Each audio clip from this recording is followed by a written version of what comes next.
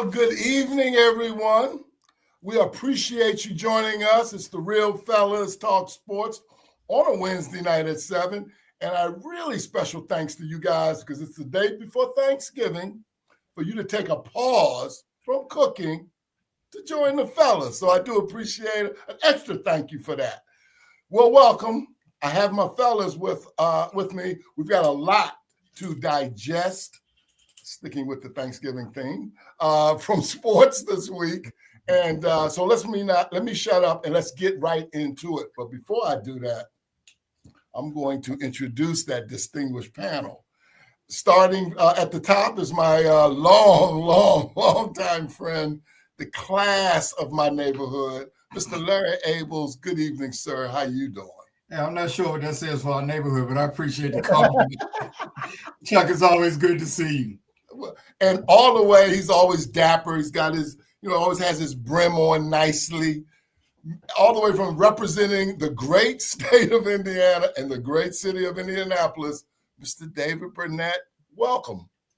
Thank you very much, Chuck. I appreciate the introduction. Looking forward to the back and forth and looking forward to my sweet potato pie tomorrow. Are you making it or will somebody? Not this time. My aunt will probably make it. Do you have a go-to dish that you make, David? I do greens, mac and cheese, sweet potato pie. Apple pie is my specialty. Wow. I had to learn that over time. When I was in my mid-20s, I couldn't cook very well. Yeah, if the fellas ever get together live, you have to share that apple pie thing with us. So we appreciate that now that I know that. I can do an apple pie. And all the way from the great state of Virginia, where they have a big football game this weekend. They call it the Commonwealth Cup, Virginia versus Virginia Tech. And come on, guys, he's the best golfer in this foursome, too. Mr. Gregory Fenner, good evening, sir. How you doing? Man, listen, I'm doing great. Where else would anybody want to be on a Wednesday night at 7 p.m. other than Real Fellas Talk Sports? Where else would you want to be? That's what I'm saying. So listen, let's get into it. And we're going to start out, speaking of Indianapolis, with the Colts and the Chiefs. By the way, it was a hell of a football game. And inside baseball comment, I reached out to Mr. David Burnett, 3 quarters through that game. And I said, David, you were right all year. The Colts are the real deal. They're going to win this game. I bow to your superiority in that regard. And then I kind of stepped away. Next thing I know, the Chiefs It was overtime. So I'm going to start with you, David. What did you think of that game and what happened? Well, the Colts did nothing in the second half. That's what happened. And the Chiefs were in a must-win situation. Had they lost, they'd have probably eliminated themselves from playoff contention. And they still might, considering who they play tomorrow. The Colts are still for real. But they've got a juggernaut of games coming up, and Daniel Jones, who's your favorite quarterback. No, he isn't. He became Daniel Jones again. Fake news. A couple of weeks ago, he started. That started a couple of weeks ago, but yes. So I'm a little disappointed. They stay, David, and I'll come back to you and think about this because they kind of bottled up who you've brought me around on, and I do buy into now, is Jonathan Taylor. I was surprised they kind of bottled him up, but I want to come back to you and ask you about that. So hold on a second. Greg, What did you think of that? What did you think of that game? And again, it was a hell of a game in overtime, and the Chiefs squeaked it out, and it was at Kansas City. So what did you think of that game? So, I was saying, I think last week that the Chiefs are the team that nobody wants to meet in the playoffs. Move that a little forward. Nobody wants to meet the Chiefs now because they're desperate. They're like a cornered animal. And let me tell you, anytime you got Patrick Mahomes, you got a chance. He's something special. He knows how to win. He's scrappy.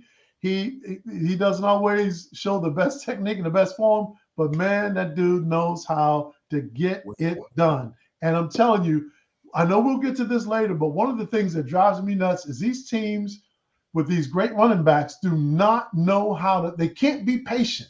They can't just keep giving him the ball because he's not going to break every run. But it's going to be 1, 12, 23, 4, 18, 40. You got him and Patrick, him and Henry. You got to give these guys. You got to just keep feeding the beast. And I know it's hard to do, but man, I thought that one of the things that the Colts did was they just didn't give Jonathan Taylor the ball enough. And when you lose, that's what happens. Right. Larry. Let's bear it out. Yeah. Right. I saw a lot of that game. I thought the coach, let's give Kansas City credit. They really bottled up Jonathan Taylor.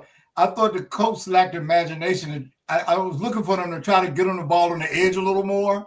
But what really was damning, from the fourth quarter and overtime, the Chiefs got over 200 yards. I think it was something like 226 yards offensively in the fourth quarter and overtime. Sick. Indianapolis got 18. Yeah, it was crazy. So what really happened was, offensively or defensively, during regulation, it was so many times where the coach had to make one play. They couldn't do it offensively. To me, lack of imagination.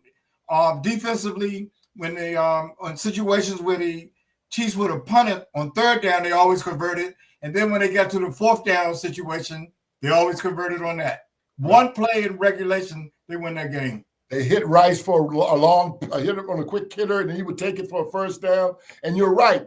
And then when the Colts had to get a first down, they were 3 and out. They were 3 and out in the fourth quarter. And so it's amazing in terms of you always hear that heart of a champion. It's amazing how Kansas City in the fourth quarter, in overtime, as David said, knowing they needed this game, had to win. Did what they had. David, why did you think one play away?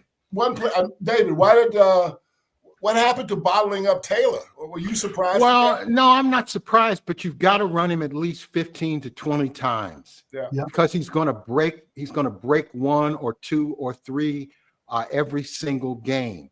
And they went away from Jonathan Taylor in the second half ridiculously. They went 8 or 9 straight passes in one stretch. That's unacceptable. When you have a potential MVP running back, you've got to let him breathe. And they didn't do that, and they paid the price for that. Kansas City is a good team, a great team, a team of destiny. You've got to knock them out. They're champs. You've got to knock them out, and they didn't do it. Yeah, they're champs. Your defense did a good job. They held them to 5 field goals. But Kansas City, like Larry was saying, it's just one play. So what do you think, Greg? Does this damage the Colts to the extent that should the Colts be concerned, or if it's just one of those games? So I think that this was a good playoff prep game for the Colts. This was playoff football. I mean, this was really playoff football. I think that the Colts have the tools, but the challenge is when teams enter the playoffs or competitive play like this for the first time, it's a new arena. It's a new world order. And hopefully this loss, you hear coaches say from time to time, this loss will really help us. Well, most times when people hear that, they don't really believe it. Right. I think this loss will help them because it'll go back in the recesses of their brains. And when they get in that playoff, and they're going to be in the playoffs, they will be in the playoffs. And what they will remember is, boy, you gotta shoot these monkeys. You can't choke these monkeys. You gotta shoot these monkeys. And they will realize that they gotta put these teams away. When they get their foot on their throat, they gotta put them away. Don't play with them. Put them away. Yeah. I thought that game was over. I did. But so here's my question too. That's why I thought if you look back on the Colts season, that Atlanta win, them beating Atlanta in overtime, which gave them their 8th win. I think it was their 8th win.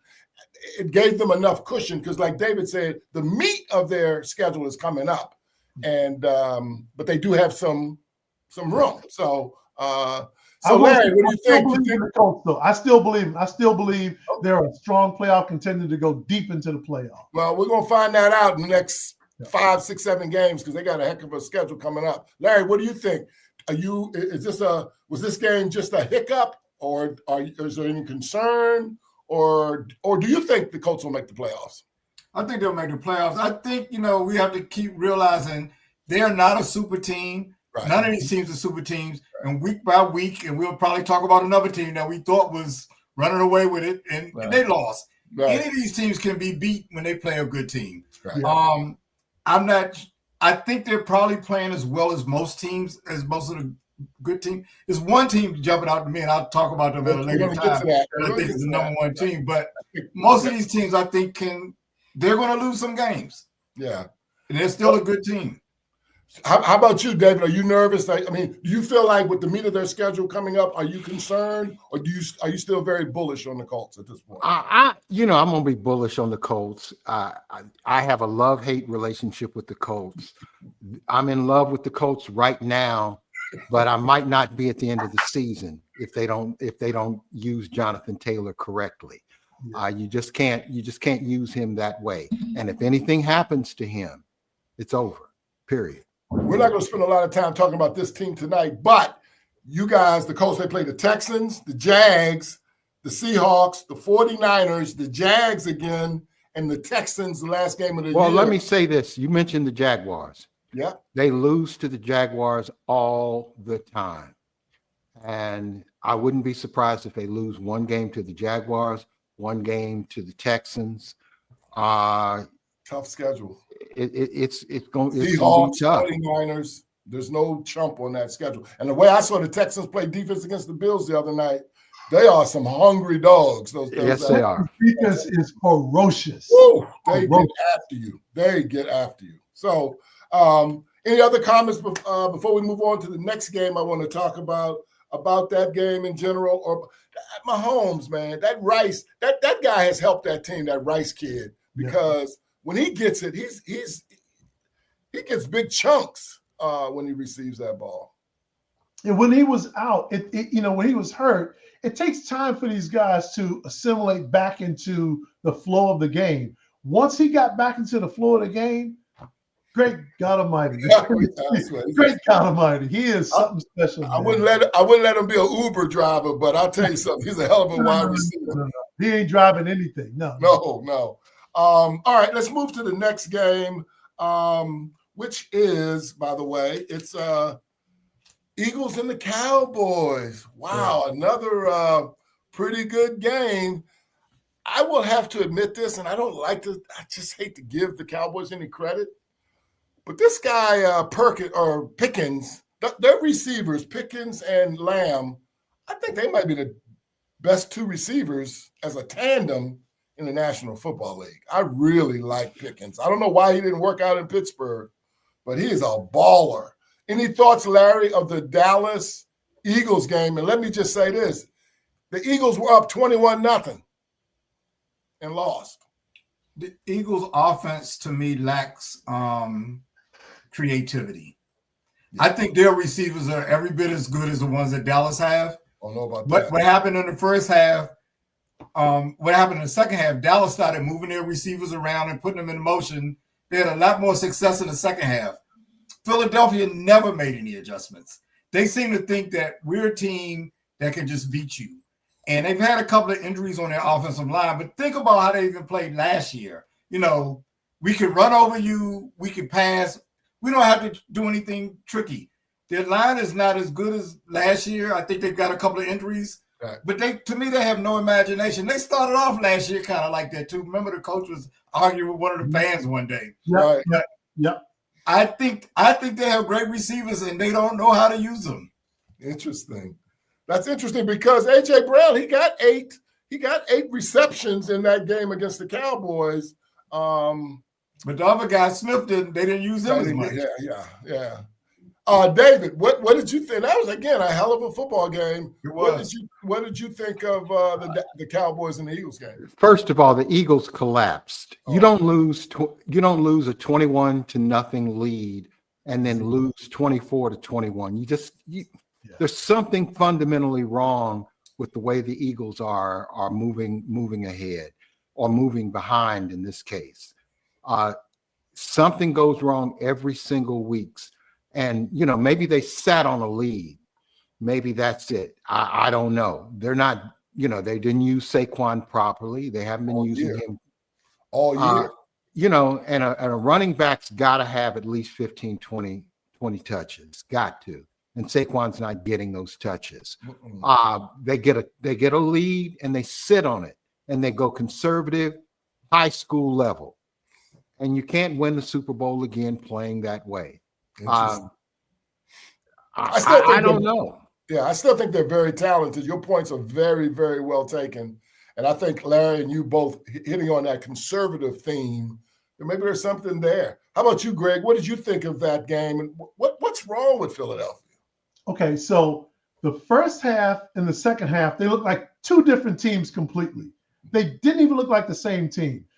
The second half, they were disjointed, uncharacteristic fumble. I mean, when is Saquon Barkley almost never fumbles? Right. Why That on was his first earth one. did Xavier Gibson field a punt inside the 5-yard line? Why? Why? Not only then he feels it and he coughs it up, and my first thought was FanDuel or DraftKings. Right? Why would you do that? Why would you field a punt inside the 5-yard line? Who does that? Nobody does that. All right, that's that. Now, I don't understand why the Eagles can't use Devontae Smith and AJ Brown. Why can't they use them at the same time? It's like either one or the other. It's like they can't use them both at the same time. Meanwhile, Dallas has figured out how to use Pickens and CD at the same time. CD can't seem to hold on to the damn ball. And the running back. CD had a touchdown in his stomach. I mean, it hit him between the numbers. CeeDee Lamb doesn't drop balls. I mean, CeeDee Lamb is phenomenal. He dropped one last week against the Raiders, too. And it's pretty unusual. Whereas, if you look back at last year, Pittsburgh, Pickens was known for drops. Somehow in Dallas, this boy has been born again. Not only is he catching balls, he actually mossed a kid. He mossed him. He went up and took that ball. He mossed him. And Dak is statistically neck and neck with Matt Stafford. I mean, they are statistically. Now, I still think Stafford's the better quarterback, Right. but you gotta love Dak's diving in the end zone for a touchdown. Come on, man. That's I gotta give my props to Dak. Dak is playing some damn football. Yeah. He's playing some football. I give my props to Schottenheimer. We all thought that was a joke hire, but he didn't look like he's He doing ain't bad. there because of his father. Schottenheimer, Shanahan, just to name two, those guys are there. Their fathers were great coaches and champions. But this dude, He's doing a good this job. dude can coach. This guy, and he has an emotional thing with this team that when I watch him in the locker room, I'm like, yeah, that's my guy right there. That's my guy. Yeah, I like that guy. And I hate the Cowboys. I hate the Cowboys. I hate him too. I like that guy. I like that guy. David, you were getting ready to say something? No, I'll wait for Larry. Okay. So Larry, so you do think AJ Brown and Devontae Smith are as good or comparable as Pickens and Lamb? I mean, certainly a judgment call. If I talk about the two best receivers, I like the one Cincinnati has too. But all of these guys are more than adequate. I mean, they don't have and I make that statement. I think both of those guys are almost. I don't know who the number one receiver is. It seems like it would be AJ Brown, but Smith has played well. Yeah. But Philly just uses no offense. I mean, it's back to kind of what I think David and I would say the same thing, a very conservative approach. And we can just line up and beat you. And that's not working for them. They made an assessment last week. They said Hurts won't throw it through a tight window. So he won't take, like you guys said, he won't take a chance. He's very conservative in his approach. And, Well, I think last year he had a back that could run for 2,000 yards, so he didn't have to do that. He didn't have to. This year's a different ball game. Well, like David said, then give it to him. Let him. You can't give them to him 4, 5, 8, 10, 12 times a game. You got to feed them. And for some reason, they cannot get Saquon off. And I don't understand that. Let me make one more point about that game, though. You know, Greg pointed out the 2 turnovers when Saquon fumbled and when they fumbled inside the 5-yard line. Dallas didn't score either of those times. It's true. And they still won the game because I thought they were going to put them away. And they couldn't score either one of those times. True. Let me say this before we get all carried away about the Cowboys. What ends up happening is the Cowboys do something well and the country goes nuts because they're the most popular team in the NFL for the last 50 damn years, literally 50 years. But We'll see tomorrow. I was going to say that's a great segue, Yeah, David. yeah. We'll And I want see you to- tomorrow. And If I want the you to- Cowboys are for real, they'll win. I want you to comment tomorrow. on both those points. A, will it be the most watched regular season game of all time? They're talking about 50 million people. And secondly, do you think because it's the Chiefs and the Cowboys, is it an elimination game? Meaning whoever loses that game, do you think they're out the playoff hunt? Well, let me just say this. The Kansas City Chiefs were originally the Dallas Texans. They were in Dallas right when the Cowboys were established. They were established at the same time, the Cowboys and the Texans. The real Dallas team is going to win tomorrow, and it's going to be Kansas City. Wow. Okay. Well, both of them have very tough schedules coming up over the next 6 weeks. Well, I'm not singing Kansas City's praise to go to the Super Bowl, but they will beat Dallas's ass. Short week for both teams. Well, Thursday, Turkey Day, 4:30. Well, I see 40 points on Dallas against Dallas. Well, I tell you, Mahomes Greg, is going to be good. I'll tell you, Greg, Dallas. I mean, we make fun of Jerry all the time, but Jerry went out and got 2 defensive tackles, the one from Green Bay and now the one from the Jets. The Jets, Q.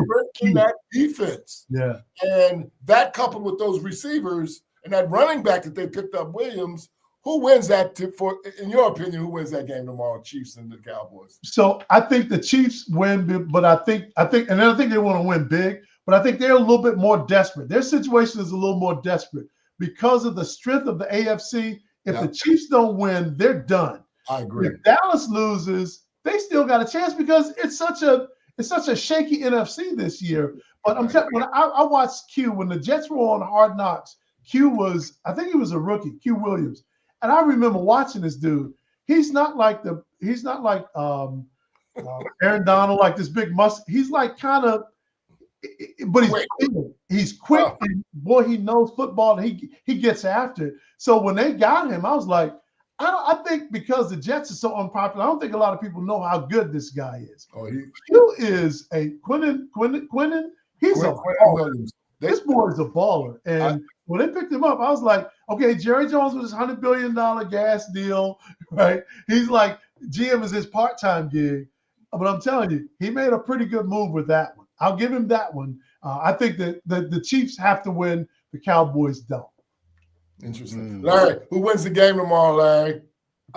Kansas City's going to win, but Greg, it's the other way around. The Chiefs have 6 teams better than them in the AFC, better records. Dallas has 10. Okay, let them lose tomorrow. They're done. Okay, Yeah. they're probably done. They're probably done anyway. Who am I to argue with the voice of reason? Well, let me. You mentioned something, Greg, just a second ago about how Quentin Williams is not that 400-pound defensive tackle. He's a smaller defensive tackle, and he's got some speed and some quicks and so forth. I have a trivia question for the staff, and this falls. We might have touched on this a little bit last week or the week before, and it falls into what David is talking about in terms of the MVPs and the best player in football. Give me the only two defensive players who've gotten the MVP. There's only been 2 guys who's gotten the MVP. Give me the 2 of them, and see what you. Lawrence Taylor, And Alan Page. Alan Page. I know It didn't even take y'all a long time. Jesus. Yeah. Lawrence Taylor in 86 and Alan Page in 1971. And the interesting thing about Alan Page to me, you know how much Alan Page weighed? Yeah, he was small. 220. 220. I was going to say 234 or something like He that. weighed 240. Okay. 240. He was down to 220 at some point. He played defensive tackle in the National Football League at 240 and won the MVP. He must have been stronger He than was a Samson, monster, man. He was a monster that year. Oh, He he must have was. been smart. You can't just. That's unbelievable to me. Yeah, But anyway, he's you guys. smart.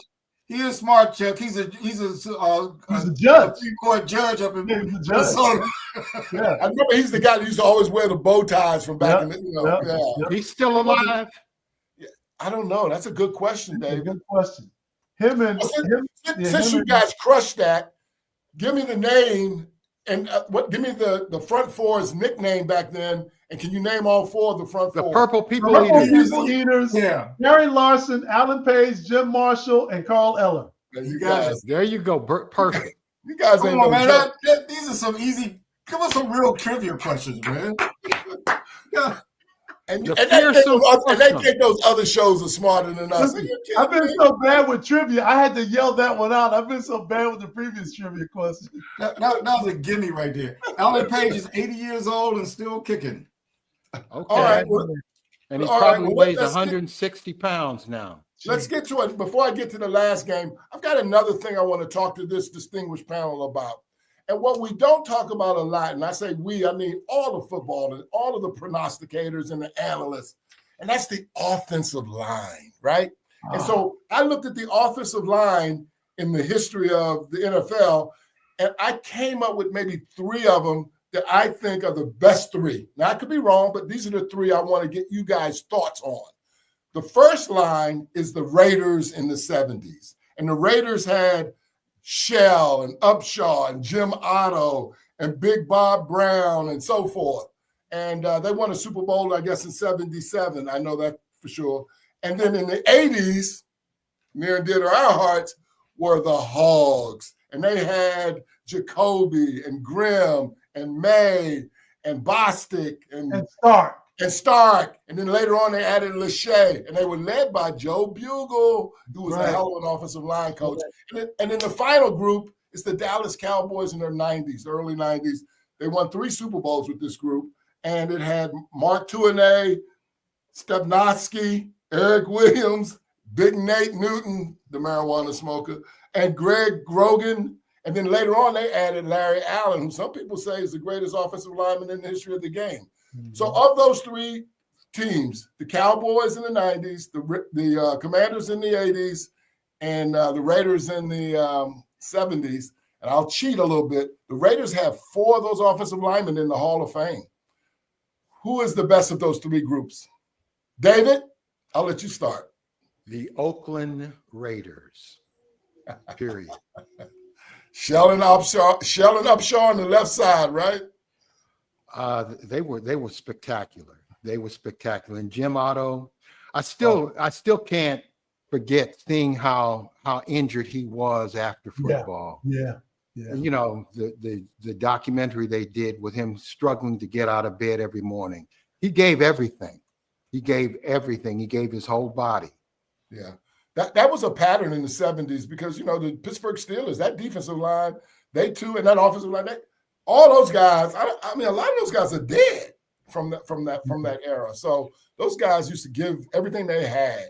How about you, Greg? Of those 3, well, I don't know what you're going to say, but of those 3, who's the best So for line? me, it's hands down the Hog. All you had to do, everybody knew they were running the counter trey. They knew it. I think they invented it. I think they invented it. They cleared a whole lot. But let me say this one caveat. My brother-in-law played for 20 years, and I spent one game on the NFL sideline, and it was watching the Dallas Cowboys. I will tell you, Nate Newton was the widest man I've ever seen, but that man had the feet of a ballet dancer. I've never seen a man that size move like that.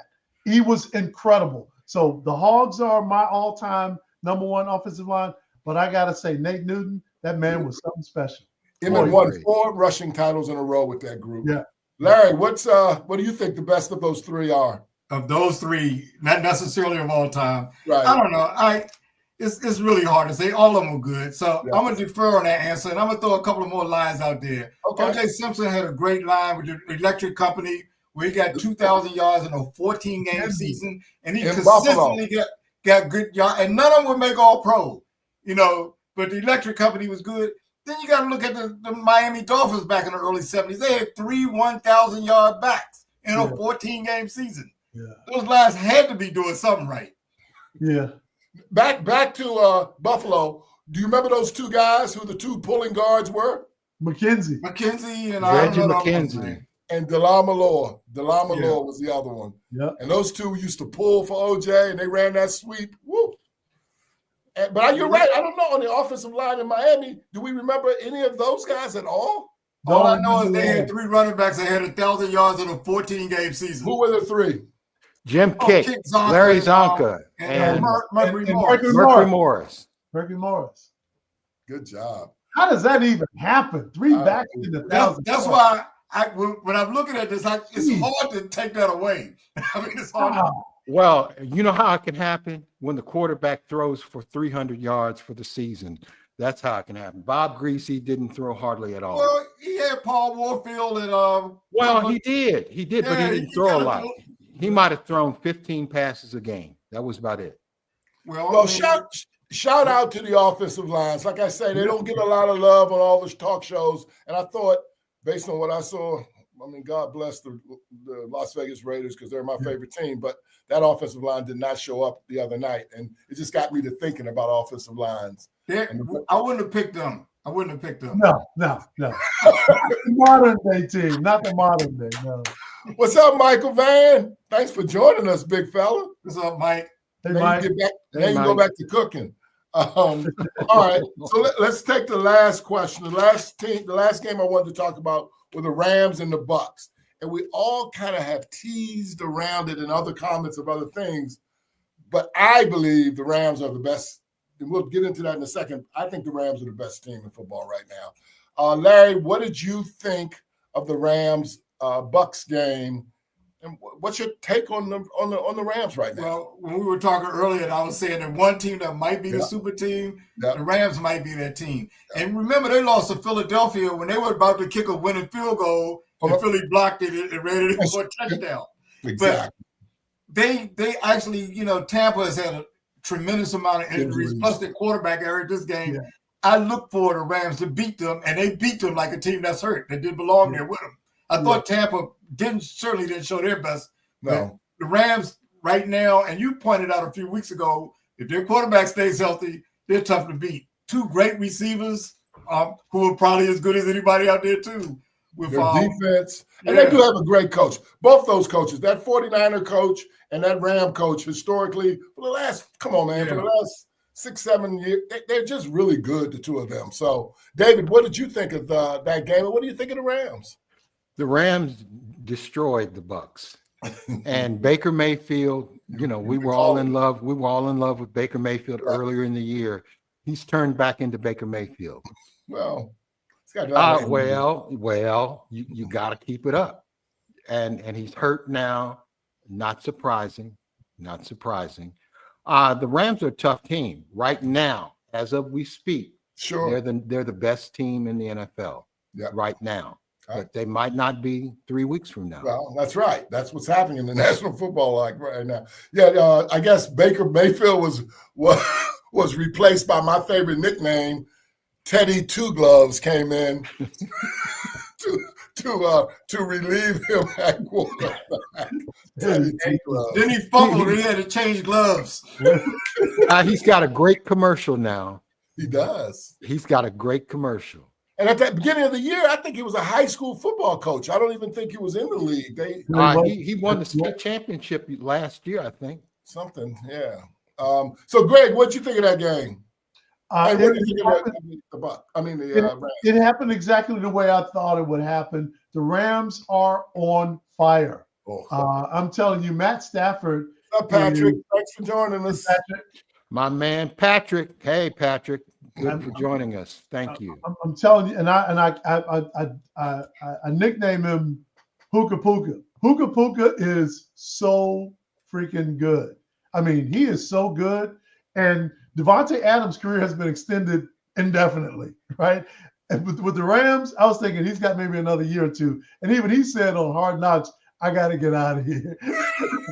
I got to get out of here. And I'm telling you, Devontae Adams is I don't know how long he's going to play now. He's been extended indefinitely. The Buccaneers are slipping right into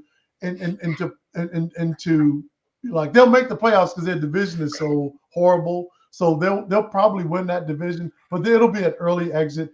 They got so many injuries. The injury bug has bitten them hard.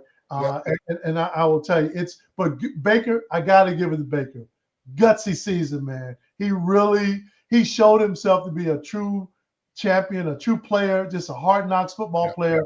but he just don't have enough soldiers around. He can't do it alone. This is the first game they really got their asses really kicked. I mean, handed to him. Like Other games they've been battling. But just to put in perspective in terms of Matthew Stafford, he's got 30 touchdowns this year and 2 interceptions. He's thrown the ball 310 times without an interception in the last 3 I don't even want to remind anybody that we got DQ Mr. Dairy Queen, Dan Quinn, and McVay is out there. Well, we had him here. How do we not see his genius? But I digress. He was too young. Okay, so there's 2 quick teams. I don't have to get into a lot of details on them, but there's 2 quick reactions I want to get on you guys. So I've been kind of outspoken earlier last year and even earlier this year about Minnesota making that decision not to sign up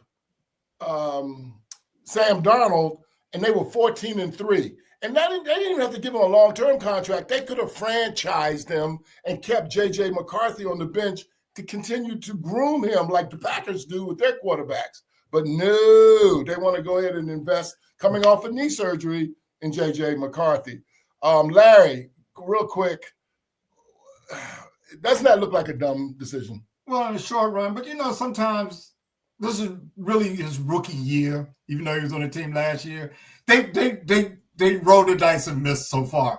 But sometimes people do better their second year. But short term, based on the information we got now, they should have kept Sam Darnold. Not even close. Or Daniel Jones. Either one of them playing better than him this year. Thank you. How about you, David? Any thoughts on that transaction? And doesn't that look really dumb? Well, I mean, you've been on this train for all season. The reality is, if you draft a quarterback number 1 in the first round, you're going to have to see him play. Sam Darnold, as good as he's played the last 2 years, had a rough 3 or 4 seasons prior, and you're kind of slotted in a lesser category. Now, Sam Darnold, for him to get all the accolades that you'd like to see him get, he needs another 2 seasons to play at this level. If he, because the floor is going to fall out from under his feet anyway. That's what people expect, and that's how he's played. Your guy Jordan Love was a first-round pick, and they didn't play him for 3 years. Well, but Aaron Rodgers didn't play for 3 years. That's how they do it. That's how they. Well, no. Sam Darnold did play, and he saw ghosts in New York. He said he saw ghosts. He didn't play well. He grew up. Well, but he's not an all-star quarterback, as he's proven with those really? four interceptions the other day. Okay. He bounced back. Okay. Yes, okay. You darn right, okay. That Sam Darnold is pretty good, but Minnesota could not, the way the quarterback thing is slotted out, he was not going to be the starter over a long term. Now, J.J. McCarthy looks like a bust. But we didn't know that. This is technically his first year. Right. And he's played very badly. You know who's played better than him? Who? Shedeur Sanders. Oh, God. I want to talk about that in a second. Hold on. I'll get back to that in a second. So, Greg, what's your thoughts on that? And really, come on, Greg, that looked like a swing and a miss. And come on, in retrospect, now that you have all the data, don't you think to yourself, what was Minnesota doing? So I think the Vikings are a perfect example of these teams that play are focused on winning today versus a roll of the dice for the future. J.J. McCarthy was their future, and they're thinking long term. When the NFL is about winning today, and Sam Darnold, even though I said last week and I stick to it, he has that panic gene. He does have that panic gene, and given the right circumstance, he will vomit on his cleats. He'll do a Willie Beeman, right? He'll throw up on his shoes in the huddle. He will do that. But the man is a good player, and he can win today. J.J. McCarthy, if he ever is a winner in the NFL, it's going to take a while. And so they better get used to him struggling, because he is going to struggle like most quarterbacks who are drafted as rookies and get thrown into the fire. They struggle. It's hard to hit that league and just kick in right away. It's hard to do. That's really hard to do. He might be the worst. He might be the worst starting point. His struggle looked really bad. Yeah, Really, really and it bad. could get worse, bro. It could get worse. The thing that bothers me about him is, I'm a firm believer that some people just take longer to develop. Yeah. But unlike a lot of people that struggles, he went to a team that has some good receivers and a fairly decent line. And a 14-3 record. Yeah, well, and Sam Darnold improved once he got in that situation. So I'm thinking I haven't quite given up on him yet, but the jury's definitely out. Right. Definitely out. All right, so you guys brought up a name, Shedeur Sanders. Again, I've been pretty outspoken. He ain't my cup of tea, but he led his team as a starter. He got his first start, and for all the pressures and all the pomp and circumstance, he led his team to a victory. And as a result, he'll get to start this week against the 49ers. Larry, what'd you think of his performance? And what's your thoughts on Shedeur right now? I think he last week we asked somebody asked the question, what does he need to do? And my answer was he needs to play better than he did the week before. Well, he accomplished that. I'm not ready to anoint him the next greatest thing just yet. And he may get better too. Jury's out on him. He had a decent game. Right. Didn't play other than one player. He didn't play the most. I would say I give 2 players on that team. The greatest defense in the world. Right. But no, I thought he showed some improvement. We'll see what he does this week against the 49ers. Right. David, what's your thoughts on Shedeur in his performance? He did what he had to do. He did not embarrass himself. He played like a professional quarterback. Was it a great game? No. 11 for 20? No.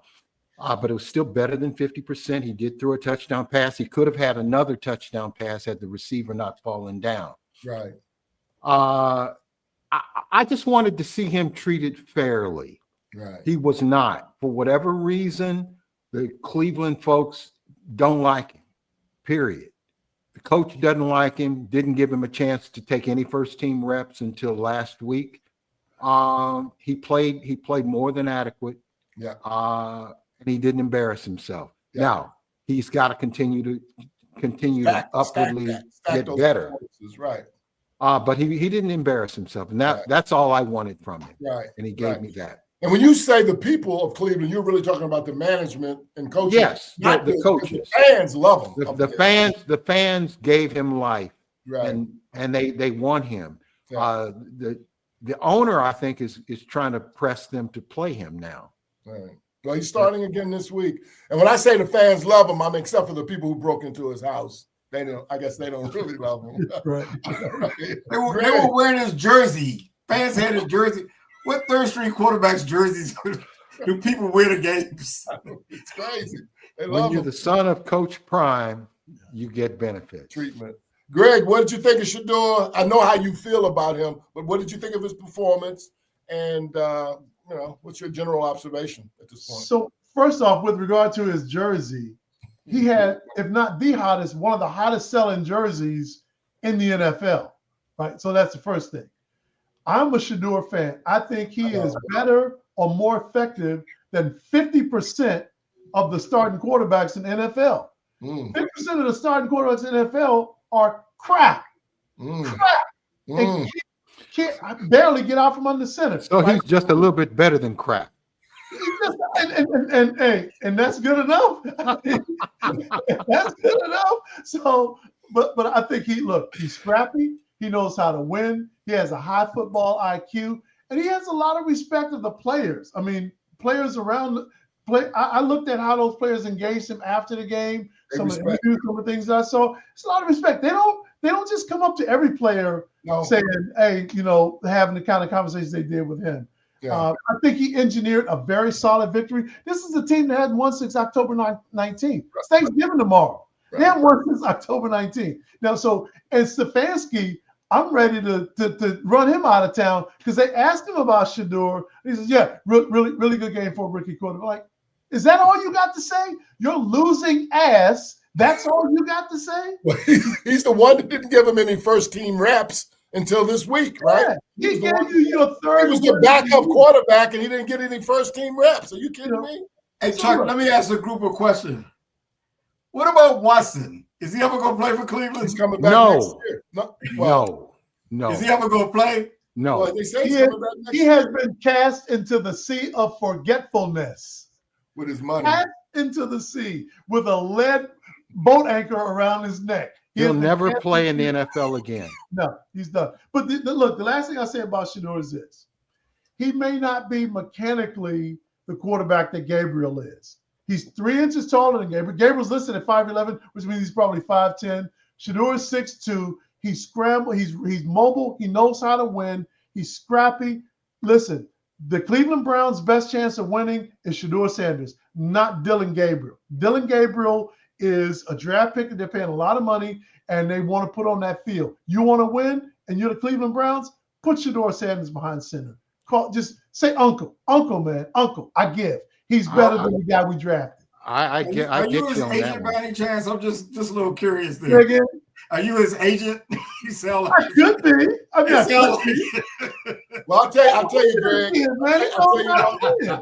I tell you what, Greg, the lady that lives in my house loves that dude. So she was so excited that he got the start and that they won, even though it was against his son's team yesterday. In fact, I was having to tell her during the game, well, honey, Remember that. we should be rooting for the team in black, honey. Okay. Keep in right.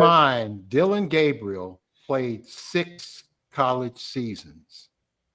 6. There's Kung Fu. What's up, Kung No, Fu? Kung Fu, Kung my Fu. man. We almost put your face on a milk carton. We thought we hadn't seen you in a while. It's good to see you, buddy, and happy Thanksgiving. What'd you say, David? Dylan Gabriel played 6 college seasons. He's threw 153 touchdown passes in those 6 seasons. He's done. He's not that good. He's 5'7". Yeah. He still towers over Kyler Murray. Come on. No, he doesn't. They're about the same. I think Kyler Murray might be taller. Well, All Kyler Murray can at least play a little bit. This guy hasn't shown that he could play at all. No, I actually Dylan think Gabriel can't I play. actually think he's the guy that's not going to be playing with his team next year. I don't think he's going to be on the Cardinals next year. but Oh, no, we'll he's done. He's see, I done. think. His All right, marketing money Coach is doesn't a like lot. him either. Yeah. All right. So listen, give me your top 5. And I'll start with you, Larry. Give me your top 5 teams in the NFL right now. This week, Okay. I got the Rams. Yep. I wrote it down. The Rams, the Seahawks, the Patriots, the Broncos, and the Eagles. Broncos and the Eagles. With an honorable mention for the Colts again. But they fell out your top 5, huh? Or they were not in Well, last week? There was an honorable mention last week, Oh, but they were. had they won, they would have definitely been in there. David, give me your top 5. Well, let me give you the headline. The Colts Okay. are not in my top 5 this week. Wow. Well, that's a headline. That That's is why. a That's why I headline. led with it. Number 1 teams as of this week, just like Larry said, Exactly. the Rams. Then I would say the Patriots, Yep. and I'm going in order: Eagles, Yep. Broncos, and Yeah. Washington D.C.'s own Chicago Bears. Wow. Okay. Not giving any love to Seattle, huh? Well, not this week. No. Okay. Greg, what's your top 5? So I got the Rams, Eagles, Broncos, Seahawks, Patriots. Yep, that's my 5 too. Yep. All right. Well, that's this week. We'll see what happens next week after Exactly. another weekend of games. Now, if the season ended today, and I think I know if the season ended today, give me your 2 MVP candidates. I mean, the 2 that you think would be in the mix. Larry? I'm gonna still say Jonathan Taylor and Matthew Stafford. Yeah. David? Matt Stafford, number 1. He's ascended to number 1 for now. And Jonathan Taylor. I agree with Larry. Yeah. Greg? So I got Matt Stafford, number 1 with a bullet, but Yeah. I'm struggling between Jonathan Taylor and Dak Prescott. I got to Wow. tell you, Dak has brought those boys back from the brink of death. He has. So. We'll see tomorrow. I hope Daryl's not listening to the show tonight to hear you put our Cowboy in the top 2. All right. Well, let's move on real quickly. I know we're running out of time, but let's get to the NBA real quick. So a couple of observations about the NBA. So last year, there were 18 times did a team or a player score 50 points. Shea, I think, did it 4 times. So there was really only 13 players or 14 players. This year, 7 players have already scored 50. Shea, Gordon from the Denver Marketing, I guess I'm saying his name right, from Utah. Austin Reeves, the hillbilly Kobe Bryant, they call him. Harden had 55 the other day. Joker and Maxey. Is this a big deal, little deal, or no big deal? I mean, am I reading too much into that, or what's your thoughts, Larry? Are they playing defense or just? Well, the rules certainly favor the offense. Just shows more reliance on the 3-point shot. And last night, I thought you were going to have to add C.J. McCollum to the list. 46. Yeah, they were trying to give him the ball, but the other team were double and triple teaming him. Down the stretch. The Wizards' second win. Yeah.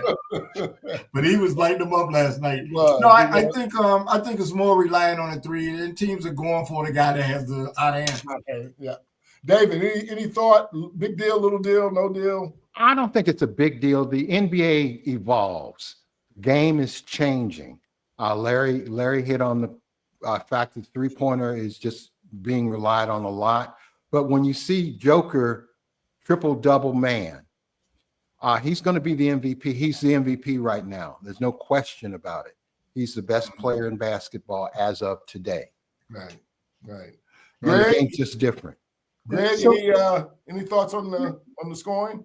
I think the only anomaly or outlier in that group you named is Austin Reeves. He's the only one. Now, Austin Reeves is a hell of a basketball player, but any of those other guys you named, they can score 50 points on any given night. I mean, they're that talented, but they play team basketball and they're playing to win. But if Joker wanted to score 50 points, he could score 50 points pretty much any night he wanted to. He really could. Now, they may not win, but he could score 50 points. So I think it's these guys playing team. They're playing team basketball, but they're so talented, man.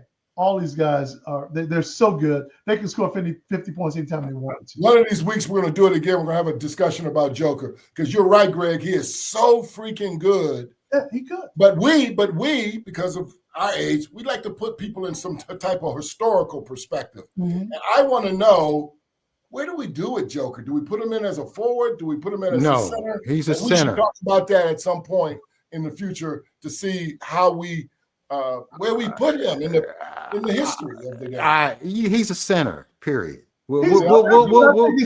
He's a center, and I think it's tough because there's never been a center quite like him. No. But the game's evolve. Yeah, true. We just have to take it. I mean, George Mikan was a great center, wasn't he? Well, for his I have to take your word for it, David. I didn't see him like you did. I didn't see him either. I've watched the film. And I've looked at David has a good point because I mean, even somebody like Joel Embiid, when he's healthy, he's great outside shot. Sure, great outside shot. He right. seems to still get rebounds. Right. But the way Joker sees the floor, the way he passes, the way you talked about it, Larry, the angles, the way he's able to manipulate defenders is very sophisticated. It's an incredibly sophisticated. Let me ask you guys this. He's flat out great, Greg. Yeah. Based on the way the Joker plays the game and the fact that he doesn't get up in the air that high, he's got a good eye, he knows how to pass, he knows how to shoot. If the game was played, let's say 20 years ago, 30 years ago, the way it's played now, Larry Bird could have played center. He played center at Indiana State. He would have been just as effective as the Joker because his game is very similar. And he's more athletic than the Joker, too. I'll go down this. But again, we say Chamberlain, Russell, Shaq, Jabbar, and Hakeem Olajuwon are the 5. We normally say those are the 5 greatest centers in the history of the game. But But what do we do with this guy? What He's do a we center. do? He's a moves center. into that- He moves into that same realm. Well, hold on. If I'm moving him in, I got to move somebody out. No, you don't. No, you don't. No. But then he's the sixth. He's six. I would say he's. Oh, you can only have 5. That's what you're saying? No, I'm saying those are the best 5, right? No, but you said so. You're saying it's only 5 that we can have. We can't have more. Well, no, we centers? can have a 6. Yeah. Can we call him 6 though? Those other 5, we call them in whatever order you want to put them in. Those are the 1, 2, 3, 4, 5. Number 1 is Chamberlain. Period. Right. So where do we stick that guy? That's all. That's Number the 2. question for later. Number 2. I think part of it too is Well, hold on a minute. He ain't Joker better plays than this. Jamal. Joker plays this European brand of basketball Get that. that's very different, and I just have a problem, a challenge putting him in any kind of box. Well, This guy is unique in every way you can imagine. I wanna Let's talk just say about he's a that. great basketball player. No question. So in the But No future, doubt. just like Tim Duncan, sometimes they call him a center, sometimes they call him a forward. I think he's a forward. Tim Duncan was a center. But see what I'm saying? So anyway, we're going to talk about this at a later date. Okay, here's the real question. I know we're going to run out of time, so we might not get into college football today. Here's the question, and it took me a while to come along on this. And quite frankly, it wasn't until they knocked off Denver in the playoffs, and I know Larry was a little ahead of this, etc. How good is OKC? They're 17-1, and their second best players in played. And can they break the all-time record, which is 73-9, and the second best record is 72-10? Can they break? And they're 17-1. Can they break that record? If they keep this pace, yeah, No. the rate it going. I don't see why not. I The mean, games aren't even close, by the if way. they stay healthy, I don't see why they can't break it. Well, they're I not mean, healthy, and they're still winning. You know what game was close? The one game that they lost, Pacers they against missed the a shot at the end of the game. Yeah. Right. No, they're not going to break the record. Okay. Well, Golden State started out 24-0 the year that they went 73-9. And then, of course, Jordan's 60-17 went 72-10. I don't know. OKC looks so good that we'll be monitoring them all year long and wondering if they can break the record. Hey, you know who else looks good? Detroit Pistons. 13 straight games, right? Yeah. God. They do look good, and they're doing it with no names. I mean, I don't even know. that team. Cade Cunningham.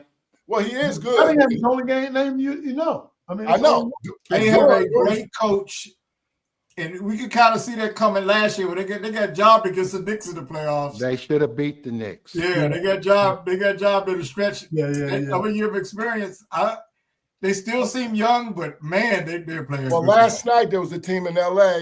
One guy had 43, the other guy had 31, and the guy named LeBron had 25. All three of them on that team. What I'm saying to you is, keep an eye on the 15-4 LA Lakers too.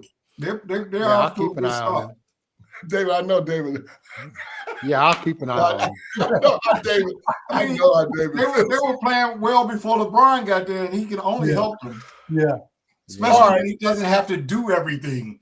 That's All right, we won't Right. get into college. We won't get into college football tonight. That's okay. There's a big rivalry weekend, a lot of good games. We'll talk about that next week. So, what I would ask the panel: do you guys have any closing comments? I do I not. have one. Okay, Larry, we'll start with you. Okay, so once a year, I gotta say this. I hate teams tanking. We need to stop giving them the number one draft pick for being horrible. And let's think about it. If a player loses a game on purpose, we're ready to run that person out of the league. Even if they gamble or don't lose the game, if they do something that doesn't have an impact on the end of the game, we're upset. But when a management scheme is to lose, if their plan is clearly like the process, bear with us while we lose, somehow that's acceptable. That needs to stop. Do you have a team in mind, Larry? Well, it's a lot of teams, the team they actually won last night, the Wizards. But still going back to Philadelphia with the process, essentially saying, we're not going to win. Okay, that's and I could also say they're Nationals too. Local flavor here. but still, when you're losing on purpose, if a player does that, they're probably banned for life if we find out they threw a game. Why is it okay for the organization to take that approach? You know what's funny? And we'll get to you, David. I don't even think they're trying to lose. I just think they're incompetent. Maybe, but let's go back to the process. We know about that. Right. That was well stated. You know, this is the process. We're going to lose. We're going to lose. We're going to lose. So teams may not state it now, but I think teams do that, and they look to get the number one draft choice. Let's start rewarding them. All right, David. Any closing comments? Well, I'm going to take a flyer from Larry and go against him. Right now here in Indianapolis, we got a situation where we're probably going to be the worst team in the league. We're probably going to be worse than the Wizards this year because of injury and everything else. No. And hopefully we will get the number one draft pick, like the San Antonio Spurs got Tim Duncan when David Robinson got hurt back in the mid-90s. So I say lose, Pacers, because we'll be back next year, just like San Antonio was back as soon as they got Tim Duncan. When we get Halliburton back, we'll be better. Well, We're the number one draft pick. I think there's 5 or 6, 7, 8 guys that's going to be in the draft that are good, but I don't think there's any Wemby's or Kareem Abdul-Jabbar's in this group. We don't need that. We proved that last year. We went to the 7th game of the championship.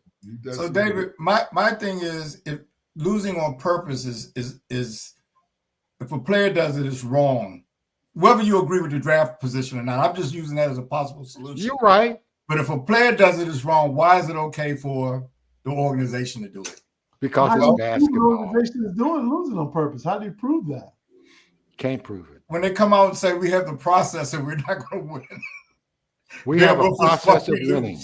Greg, any closing comments? No closing comments, but my only closing comment is it's not possible to be worse than the Wizards. That's what I thought. When you said that, I was thinking, no way. Or the Nets.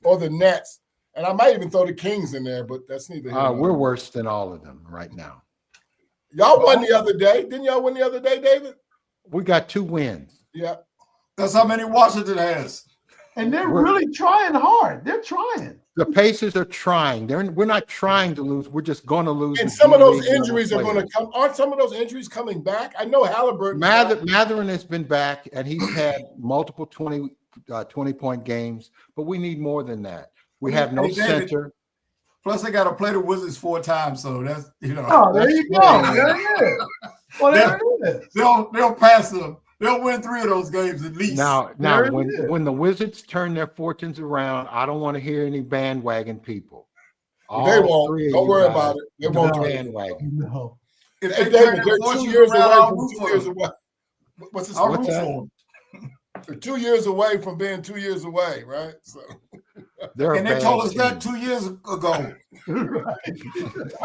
Hey, listen, guys. You guys were spectacular as always. I super appreciate you guys showing up the day before Thanksgiving. Thank you, fans, for showing up the day before Thanksgiving. We want everybody out there to have a safe and wonderful Thanksgiving.